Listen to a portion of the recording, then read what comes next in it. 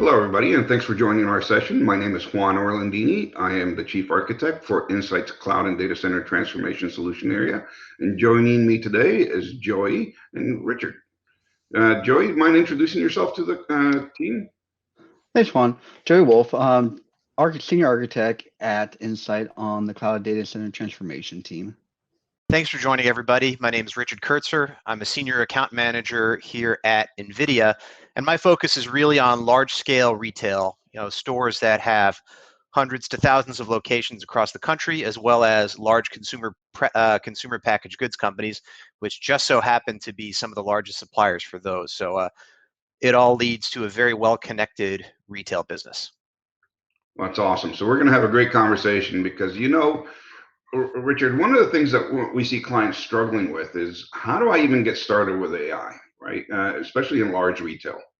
And it could be across a variety of other environments as well. The same struggle can be found in manufacturing. It can be found in oil and gas. I mean, you name the industry, it's all roughly the same pattern, right? Which is, hey, is AI right for me? And if so, how do I derive the most value out of it, right? So with that, Joey, how do you see clients actually starting this journey? What takes them and gets them started on this? Well, it's an organization having a team with a vision, and the vision has to drive some kind of business value from it. So if somebody comes up with an idea, it's great, but what's the business impact from that idea? So there's this visionary envisioning sessions that organizations have internal to try to figure out what are we looking for? How do we accomplish that? And really, what does that solve? And how much business value can we get from an idea like that? So start small is what I heard you say, right? Is get a Yes. multidisciplinary team, right? Somebody from the business, somebody from IT, maybe a data scientist that knows what data is even available to mess with, right? And start throwing ideas and seeing, hey, is this something that would add value to the organization, right? And Richard, is that what you've seen as a common pattern as a starting point, at least? Yeah, there's a lot going on there. There's a lot of similarities. One of the important things that we've run into is I agree, Joe. There's a lot of great ideas out there, and sort of the question today is less, is AI right for me, or is AI right for this business? And it's more of a statement that AI is right for this business, and how do we best approach it? And many of the large companies that we're working with have made investments into those kinds of kind of skunkworks teams that are working on different AI ideas. But the hardest part that we've seen is building the bridge between an AI and data science organization and IT, because they're in a lot of ways really not connected. One's concerned with data and one is concerned with the IT infrastructure. How do we build the bridge between those two so they work together more closely, so that IT understands what data scientists need to do their work most effectively, and vice versa? And then store operations. What does it mean to the business value? What does it mean to, not just store operations, but in terms of just the core business, where does that drive value? And that's what drives a lot of these companies to that first application of AI. It's either got to save a lot of money or make a lot of money. Otherwise, it's just not going to happen, no matter how cool the idea or the application is. You know what's interesting, though, Richard, is if you were to ask IT professionals if they're worried about data, they would absolutely, unequivocally tell you, absolutely, I'm worried about data. But they're worried about it differently than the data scientist is. And they're using the same word. That's the problem, right? Is IT people worry about how do I store it? How do I protect it? How do I move it? Those kinds of things, right? So the networks, the storage, the data protection, the storage arrays themselves, the systems that connect to them, deeply worried about data. But the data scientist is worried more about what the data means. And the two are, exactly as you said, two different organizations, and they're crossways to each other because they say the same words, and then they go, forget it. I don't want to deal with that guy. He doesn't know what I'm saying, right? So what we've seen is that a lot of the data scientists end up starting their projects either as a side thing that's running under their desk, right? Or it's in the public cloud. and they love it up there, and I don't blame them, because for the swipe of a credit card, you can get GPUs, you can get infinite storage, you can get performance storage, you can get pre-trained models that will start showing value pretty quickly. So if you want object recognition, or if you want intent recognition, or sentiment analysis, or any of that stuff, this is just call the right API and off you go, right? But then it becomes, how do I get the data that I might have on premises, or I might have collected on the edge, and start putting it in the right place so I can actually start extracting more value out of it? And that's the real disconnect that we're talking about, right? So, Joe, you've been involved in a project like that. I mean, where we've seen exactly that pattern. Yeah, I mean, a lot of it is, like you mentioned, is how do I get value out of that data? How do I look at the bits and bytes that we're creating, and how do we actually drive through that? So you mentioned, hey, I do it all in the cloud. The problem with that is you don't have that full data lifecycle around protecting that data, securing that data, any kind of latency. If I need to do any real time analysis of that, I can't really do that in the cloud. So you have to look at that full life cycle of where am I collecting that data? What am I trying to solve? Is it more long-term data analysis, or do I need something right now to react based on data that's being created? You make a great point. So there's the edge, right, where you might have to do some very quick decision making, and you don't want to have the latency of pushing this model up to either to a private or public cloud. It doesn't matter, right? Same problem. There's a latency issue. Mhm. The laws of physics only move bits so fast, right? So what you want to do is end up doing some local decisions, some local analysis, some local storing and processing of that information. So there's that portion of it, right? But there's also value that the business might be getting from stuff that they've collected in the past. So you might have had sensors that you've been collecting information from. Could be video, could be temperature, could be, I mean, any of a bazillion different modalities of sensors, right? And that stuff is being stored into what I jokingly call a data swamp, right? It's not a data lake, because one team might have been collecting one thing, another team might have been collecting another thing, finance guys are doing their thing, IT is doing their thing, and you have this trove of information. You just don't know what to do with it, right? So there's that portion of it, is how do I go and find the nuggets of gold that are inside of this data swamp, and then start doing some analysis. So those are all very hard things, right? And Richard, I'm sure you've seen that struggle, right? Because some of these systems have been around for decades. Yeah, right? it's a constant struggle, and even just to take it back to a little bit more of a kind of a bedrock kind of thing, when you're looking at what goes into actual operations and where data science and AI can be applied at these different companies, you have, just to kind of look at the big framework that NVIDIA would offer and that you could run in the public cloud or you could run on-prem. You'd have video analytics, you'd have data science or forecasting, you'd have robotics more and more. You'd be surprised where robotics are showing up. And then the stuff that we interact with, think about walking into any drugstore and you get a coupon after you check out. That's coming out of a recommendation system. And those are getting only more and more sophisticated. Or when you talk to your favorite voice assistant at home, no matter who makes it, that's going into a conversational AI or natural language processing model. So there is this, not just a swamp of data to deal with, but there's the entire ocean worth of different applications you can look at. So yeah, to bring it back to, starting in the public cloud for an experimentation or iteration, I think that's a great tool set that's available for everybody. It's really democratized sort of that day one of AI. And then when you start looking at, okay, what are the applications where I need minimum latency, or I want to start running things where going to different types of cloud instances doesn't pencil out anymore for how much I'm getting out of it, because it can be expensive. It's very flexible, but depending on how you're consuming it, it can be expensive.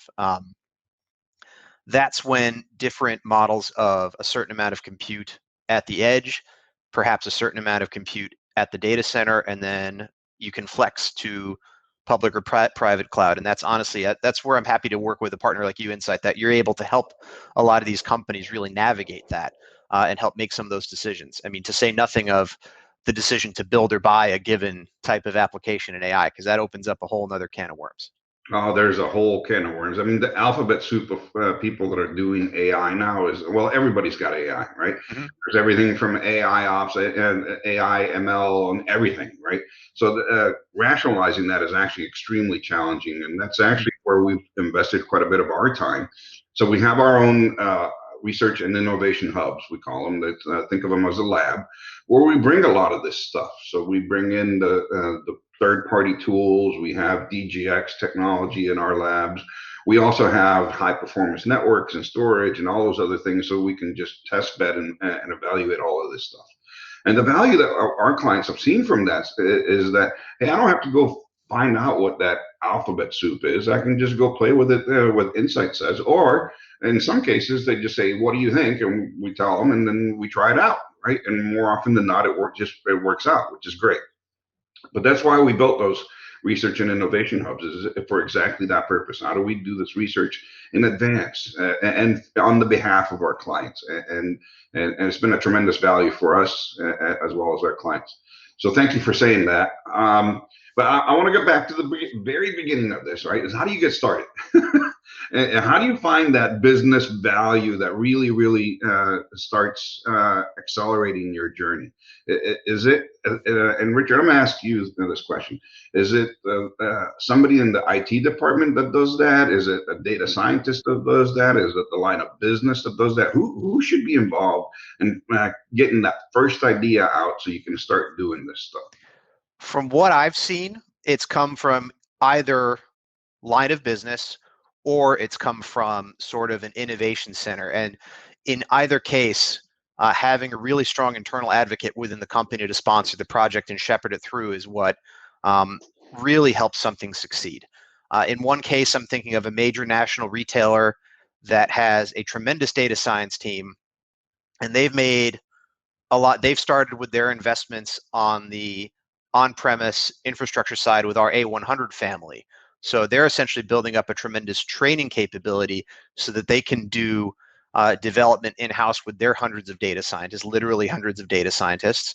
And that's a company that I think of as an ideal, if you're looking at the build or buy, they're going to be 80+% build.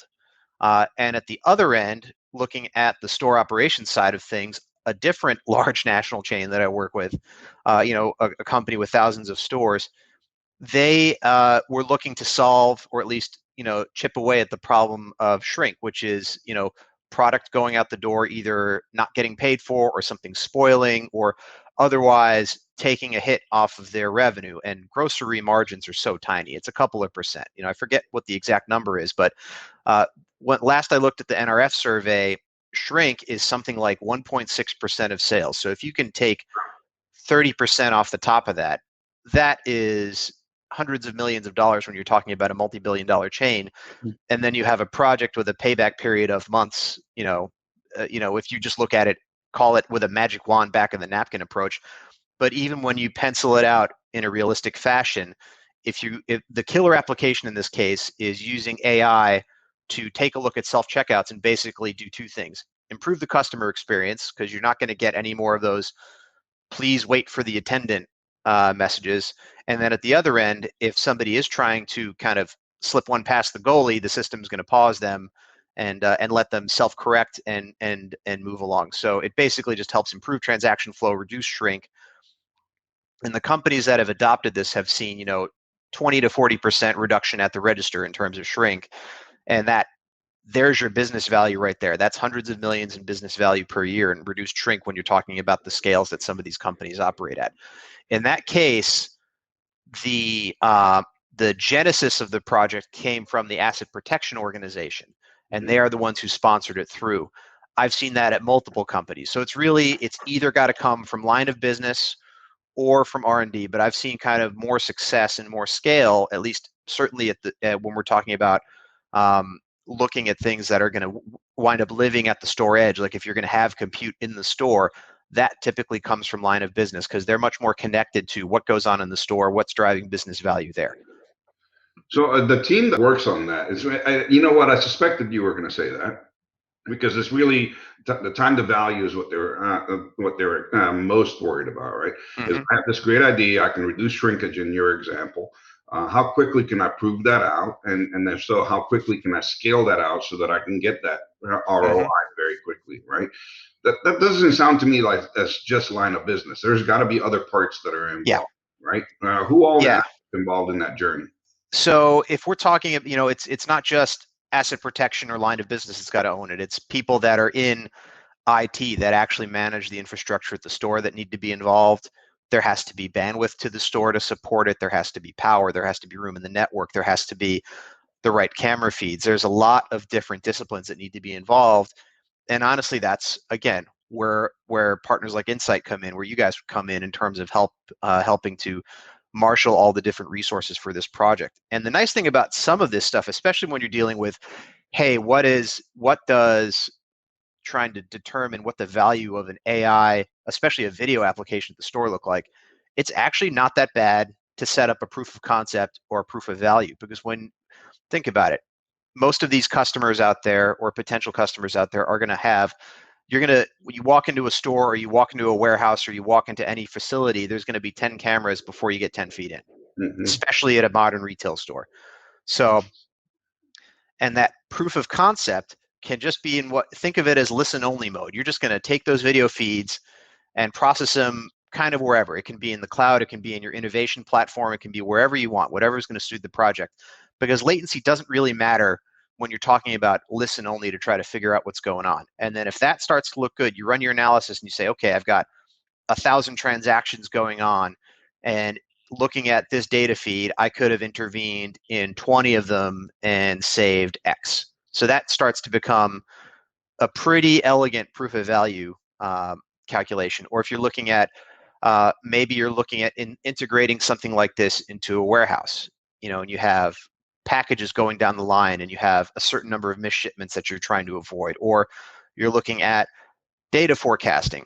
There's a million of these applications, but it's all about how do you figure out what's the proof of concept or proof of value that you can do with the least disruption and least cost up front, so that then you could take it to the pilot stage where you're actually going to do it for real on a small scale.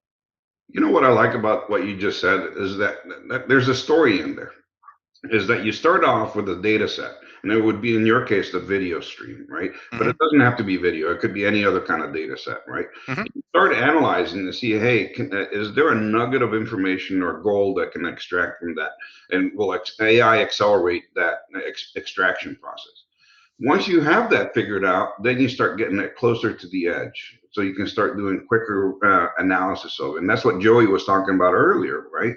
Is maybe you're doing this centrally, but then as you start recognizing, and maybe in your case, it's like theft, right? You probably want to figure out theft at the store, not at the cloud. Yeah. It might be too late by now, right? and it's funny, just sorry to interrupt, but you end up learning some interesting things, and that in the stores that I've talked to, the asset protection, like the VPs, the people that are at the top of this, what they found is that most of what they're stopping isn't theft. It's honest mistakes. It's because, look, we're all expected to go into these stores and essentially play cashier for our transaction. Some people are better at it than others. Some, like if you've grown up with a smartphone in your hand, it's something that's going to be pretty easy. But think about it. You go into 10 stores, you're going to have 10 different user experiences. So you have a quality AI looking at that transaction and looking to check your mistakes. It's essentially the store AI is trying to train you to be a better cashier. And honestly, it gives me a little bit more hope for humanity that most of the time it's honest mistakes that they're catching versus immediately going, to loss prevention. That's one of the big things that I've learned as this application's gotten more and more broad. So, but yeah, you have to do the inference for that at the edge. Like if you try to send that back to the data center or a regional compute center, unless you have the greatest bandwidth to every single one of your stores, it's just not going to work. Which is not cheap, right? No, it's not cheap at all. Scale. I mean, it doesn't scale. You're going to have, and also the hardware investment, even for a large store, is really modest relative to the business value in this particular application. For, if you're trying to put servers in a store for a nice to have as opposed to a must have, it doesn't really work. But if you're talking about a high value application like this, the numbers really speak for themselves. Well, and you mentioned, Richard, that majority of what they're catching is honest mistakes. So I don't want to send all that video back to a central location anyway. is I want to go ahead and send the ones where is this an honest mistake or is this loss prevention, and have that analyzed a little bit deeper. Maybe something like that where you pick and choose the video streams after the event to have it better the model. Mm-hmm. And actually, one of the neat things that a lot of the systems that are out there will do is federated learning, where it'll do some retraining on that edge box and improve the model without having to send everything back to the data center. But that's getting into the details of how some of these systems are put together. But I mean, the people that have written, there's a few different outside vendors that put together these sorts of software packages, and they're all very smart people. They've put together some really impressive tools for that particular application. Well, and I think that's kind of Juan said earlier, or Rich, I can remember the buy versus build concept is a line of business is going to probably buy something versus the R&D building something that because when you build something, you're tailoring it very close to what you need it for. When you buy something, you're adjusting a little bit for what somebody else has already built for you. And I think that's really key here is how does AI ML scale in the organization is really determined by buy versus build. Yeah. And from what I've seen, if we're talking about things like, for example, a big application of AI that we found in retail and really applicable across many companies is going to be forecasting. The big advantage just at a top line of going with GPU acceleration and deep learning is that you can forecast a much bigger data set more accurately, more quickly. One of our favorite examples is the largest retailer in the US has applied it, and they were able to essentially take line level forecasting at their stores down from a week-long process down to a multiple times a day process. Now, that's a pretty significant GPU footprint to get it done, but that's relative to an absolutely impossible CPU footprint in terms of how many servers it would have taken to get the same kind of lift. But that's something where the data science and forecasting disciplines in a lot of those cases may already be in a given company. If we're talking about building a video analytics or a recommendation systems workflow from scratch, you have to decide, is this one of the things that I do best? And do I really want to try to build that and develop that learning curve? You think about going back to self-checkout, these companies have been doing only this for years. And some of the retailers that I've seen, they'll take a look at developing it themselves, get a little bit down that pipeline, and then decide that the buy is the right move there. Meanwhile, at the other end of things, you look at every major drugstore chain has their, you put in your phone number or your customer loyalty card, that feeds into their recommendation system. Recommendation systems for them is essentially a core part of their business. That is one of the core ways that they really make money. So it would behoove them to maybe adopt a library like Jarvis from NVIDIA, which is a multimodal conversational and recommendation system, or Merlin's our recommendation systems. Jarvis would be for conversational AI and recommendation.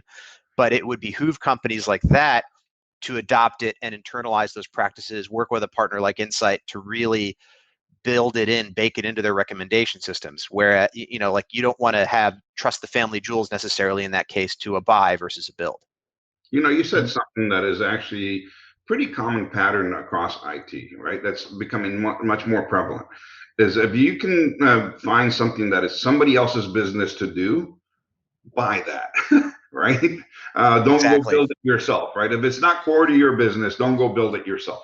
If it is core to your business, go build it yourself, and because that is where you make your money. And I love that example that you brought up, because we see that across all industries, and it's nobody now builds their own ERP, not anymore, or CRM or mail servers. Most people don't run their own mail servers anymore. That's been farmed out to somebody whose business it is to do that, right? And I shouldn't say that many, but yeah, there's always exceptions. But we're trying to hit the middle here. Yeah, well, I still run my own mail server. That's how much of a nerd I am, right? But the point is that it's really being sourced out. But the stuff that is really, really a core thing to your business, that's where you want to keep it close to the vest. And for many organizations, that's when you start really looking at, again, is this something that I want to keep available in the public cloud or on premises or in one of those things? And that's one of those inflection points where for these national chain drugstores, they might not want to have that in the public cloud for whatever fear, right or not right, whether the public cloud is the right place for them, right? And some of them are choosing to do it on premises just because of that. And I'll go on record right here saying that the cloud is at least as secure as a private infrastructure. So it's really where they've built their expertise around securing, whether they've built it around the cloud or if they've built it on premises. And if they're more comfortable on premises, you build it on premises. If they're more comfortable in the cloud, that's where you build it, right? Yeah, a lot of that's going to come in, when you're dealing especially with more personal data. You'd start running into if they're operating internationally, GDPR would come into play. In the US, if they're dealing with health information, HIPAA would come into play. And I think that's where some of your expertise as a company would come in terms of where do you host all this data and do the processing to not run afoul of any of those regulations, as well as customer trust. That's absolutely. We have a whole team that's dedicated to the governance and controls, because you absolutely have to make sure that you dot the I's, cross the T's, and those umlauts they use with the 2 dots. You got to find those too, because there's some specific language around how you handle that internationally, right? At least in the EU, right? That's right. I was thinking, we talked about build or buy, but I feel like there's also this term of build and then buy. And this concept's been around forever. Is I'm a company, I make a widget, I make the box that the widget goes in. Why am I, like you mentioned, Juan, why am I making something that isn't core to us? So I think that's where you concentrate really on, you're taking that box, that application, and now you're tweaking that application for what you really need out of it. So there's a balance there of build and then you buy it. When you buy it, then you adjust it a little bit more there too, because then you're going to have a product that's developing outside of what your needs are for, and you might be able to leverage more of it over time. Well, that's true. So what you're talking about, let me maybe rephrase it in a slightly different way, is that if you start with one use case, and maybe it's, and Richard, for retail, right, where you're putting in infrastructure in place for, say, the store checkout, and you're trying to do some sentiment analysis or a retraining of the consumer, as you put it, right? That same infrastructure might actually be usable for something else, right? And it could be for video analytics of spoilage, and make sure that stuff is not sitting on there, or maybe traffic pattern analysis to understand how to organize your shelves better, or whatever it is, right? But that same infrastructure can be leveraged for other use cases, and there's a huge amount of value, and that can be done with regardless whether it's a multi-location or single location. That infrastructure, what's fantastic about it now is that it can be repurposed, but you have to make sure that you build it right. You have to make sure that you have the right networking, the right compute, the right storage, and that compute should be GPU and CPU. Oh, hey, look, we have family in the picture. Wouldn't be a Zoom. Yeah. It wouldn't be a post-COVID. It's very 2021 yeah, of us. I know, very 2020. Oh, that's fantastic. Say hi to your little daughter for me. Yeah, just came back from the playground. Oh, that's awesome. Oh, that's awesome. But yeah, Juan, you're right. There's a ton of value. You think about some of that infrastructure that goes in. You look at any server that goes into a store or a company. It's not going to be a single purpose device. That's just not the model people work on with compute, but it's still sort of there because AI for a lot of companies is early days. So they'll put in an entire server per store, for example, for this asset protection application without even considering what else you would do with it. So one of the ways that we've addressed that at NVIDIA specifically, because this is really core to our business, is we've developed something called NVIDIA Fleet Command. Now, a lot of you on this webinar may be familiar with containerization and Kubernetes. It's a great technology platform. What we've done is sort of taken Kubernetes and brought it up to the next level, where effectively, and I'm going to leave the engineers that actually work on this to give a better explanation and demo than this, but What Fleet Command allows you to do, it's a software platform that lets you point and click deploy containerized AI workloads. There's a Helm chart that essentially tells that workload how to go out. It can be, one-to-one, it can be one-to-many, it could be one to thousands of stores if you're so inclined. And it handles the distribution of the workload as well as security, signing, encryption, every kind of step of the way that you need. Because think about it, the last thing you want if you've developed an AI application in-house is for somebody to be able to essentially steal that software off of an edge server, or for some, more likely, for somebody to try to use that as an attack vector into a company. So it handles the security and signing of containers as well. So even if somebody manages to, sneakernet a USB drive in there, whatever they get off of there is going to essentially be useless to them.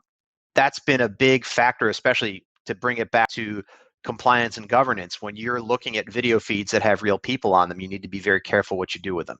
So that's a core requirement when these companies are deploying AI, is that whatever's going on with that video feed essentially has to stay at the edge, be anonymized, and they're only going to keep the relevant data. But to bring it back to Fleet Command, it's basically an extremely well-developed point-and-click management solution for these workloads, and it's built off of the same technology that we use internally at NVIDIA to run our own workloads across our incredibly large GPU clusters, our supercomputing, like our top 20 level clusters. As we like to say, as I've heard a lot of different companies say this, we eat our own dog food in terms of, building a tool set and using it in-house before we start selling it to customers. So so if you're familiar with Kubernetes, for those of you that are listening, that managing a fleet of Kubernetes clusters is a very challenging thing, right? And if you're not familiar with it, just take it at face value. It's hard. All right. And that's really what I like about Fleet Command, is that it's exactly that. And what you're doing is each one of the edges becomes its own little Kubernetes cluster. And what you're doing is managing the deployment from a central location, the registration, the updating, and all that other stuff. So all that tooling is built in, and it makes it really, really simple for you to manage this very large thing. And there's a whole session on this. There's more stuff. We have it in our labs, the research and innovation hubs. Reach out to us. Happy to show you some of this stuff, because it's fantastic. And it really starts the process, or is part of the process, of what I call a developer forward IT infrastructure. And I use this word specifically, forward, because I'm a foodie. You can't tell on this video, but I'm kind of large around the middle, mostly because I eat a lot. All right. And in the culinary world, they have this thing called garlic forward, or lemon forward, or whatever it is. It's the first thing that you taste when you eat something. So is it garlicky? Is it lemony? Is it peppery? Whatever it is. IT infrastructure is becoming more and more developer forward, so that the first thing that you taste is this developer centric approach. And that's what Fleet Command is part of, right? Because the developer deploys to one store as the same way as they would to 1,000 stores or to 1,000 locations, because it is just an API call away. And that's what we particularly like about Fleet Command, is that it does that portion of it. So well done on that part, for sure. And makes it easier for you to do time to value, quicker iterations, quicker, all that other stuff, in a very, very secure way. So yeah, if you haven't listened to that session, you absolutely have to go listen to that session. Yeah, thank you, Juan. I'll give you a perfect example of the kind of flexibility that Fleet Command could enable. One of the same grocery store that we've been referring to that has these servers in place for doing AI at the checkout. There was a team at the company that wanted to start doing automated people counting for a number of people entering the store and leaving the store in the wake of COVID, to be able to comply with different local ordinances, different safety factors, and also as a backup to their employees that are at the door actually doing the physical count. So relatively speaking, in the world of AI video analytics things to do, this isn't too terrible of a one to build in-house. This is something you could spin up pretty rapidly in a project, build a container, and do it. They didn't have Fleet Command in place at the time, so they were actually looking at adding additional server infrastructure to the store to make it happen. It's going to be expensive. It's going to take time. It's going to take resources where this is something where it might be a compliance cost, but it's not really driving business value. And as such, the project just died. Like the numbers didn't pencil out, it died. If you take a look at the same requirement through the lens of having fleet command on all these things, really all you have to do is worry about building the model in the Helm chart and then looking at, okay, what's the compute capacity at a given store? And you don't have to go to 1,000 stores. You can try it out at 1. You can try it out at 10. It's just a matter of how many you choose to point and click deploy to. That can go for really any model you want to run on these servers. And the beauty of some of that is you can also stagger how you want those workloads to run. Because you think about how a grocery store operates in a day.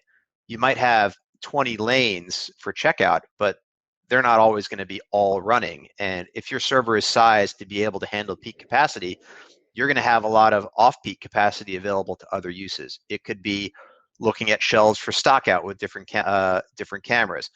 There are different product distribution and back of house applications you can look at. There's buy online, pickup in store, license plate recognition, attendant notification. There's a million different things that you do at the store with that same exact infrastructure. And if you have it configured right and set up with Fleet Command, it becomes very easy to, at least relatively speaking, to develop, test, and deploy these sorts of different AI applications at the edge. Well, I'm sorry, Joey. You also get the instrumentation to very quickly report that data back to you, so you can do that iteration, right? So instrumentation is super important in a containerized world, because that's what gives you that visibility, so you can adjust and monitor and both develop better and also operationalize better. And that's built into Fleet Command as well. So that's it is. Yeah, super key. Yeah, all I was going to say is you made a solid point there. Is I'm using unoccupied compute time to be utilized for other needs and other resources. So rather than trying to get funds for a dedicated application, I'm now doing time slot carving it up, performance compute times carving it up for multiple applications to help drive business value, which is kind of where this whole ML AI journey started. Is I need to either make money from it or reduce costs from it. So having something like Fleet Command to go ahead and fully utilize, kind of like how we do with virtualization today, fully utilize infrastructure I put in without having an additional cost for dedicated infrastructure, really helps drive the whole value around having a GPU cluster, ML cluster at an organization at the edge. Well, it doesn't have to be a cluster. Let's make sure. Oh, you're right. Fair enough. You have a single node deployment out there, right? And single GPU, and it depends on the size of the environment that you're dealing with, right? I'll tell you what's really exciting from the infrastructure perspective, from the hardware side, is that every one of our hardware partners is now providing great resources at the edge. So it could be Dell, could be Cisco, could be HP, Lenovo. They all have these models of their servers that are built for the hardened requirements that you need at the edge. You mount them on a wall, and they can survive without AC, dust, next to a fryer, next to a refrigerator, whatever it is that you end up having to put them into. And wherever it is that they sit on, because by the way, if you're not familiar with it, in retail, shelf space is at a premium. That's what you want to maximize. So having even a little bit of space allocated to a server is actually really expensive, and so you have to find creative ways of putting this stuff. So all of our partners are actually working on great solutions for that space. You can have a single node, multi-node, depending on the use cases. And actually, the GPU makes a single node extremely powerful, because what might have taken multiple nodes can now be handled by one. So there's lots and lots of flexibility on that. Good news is the Fleet Command, the containerized world, all that other stuff really makes every one of those a very, very powerful and viable thing. So it's lots of fun can be had. Lots and lots of fun can be had. And that's a great point. When you mention all those different OEMs, off the top of my head, every single one of them already makes servers that are qualified on NVIDIA GPUs.